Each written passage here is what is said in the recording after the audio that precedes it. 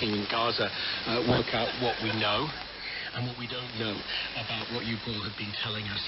And another angle, we saw that on the 7th of October, by chance, many Palestinian labourers who had got permission to work in Israel had found themselves caught in Israel, unable to get back into Gaza. There have been reports that Israel might send them back in.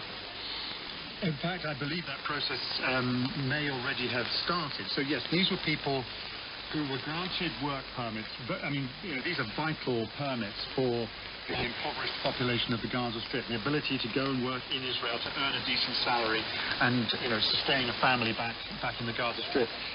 For years and years during the Israeli siege of the Gaza Strip, very few, if any, permits were available. That situation was slightly relaxed in 2021.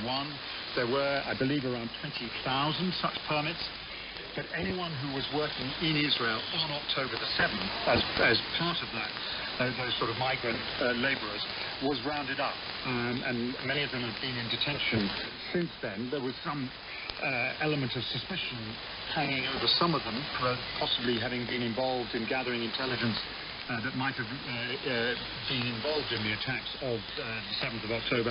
Anyway, for one reason or another, those people are now being returned to the Gaza Strip. The idea sort of that the Israelis are articulating is that no more permits will be granted to any Palestinians, that Israel will sever all its ties to the Gaza Strip, and the people of the Gaza Strip will have to essentially look after themselves.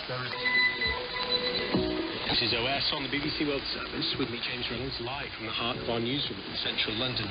Let's take a look at a couple more stories in the news now. Flash floods hit parts of Kenya, cutting off roads and submerging vehicles. In the coastal city of Mombasa, many road users were forced to abandon their cars and use motorbikes to access the airport and train station on Friday after floods cut off roads in that section of the city. The American rapper Megan Thee Stallion has opened up about her mental health in her first solo song since Tory Lanez was jailed for shooting her. In a new release code, the rapper says she hit rock bottom and cried every night after the 2020 shooting in which she was shot in the foot. In August, Canadian rapper Tory was sentenced to 10 years in prison.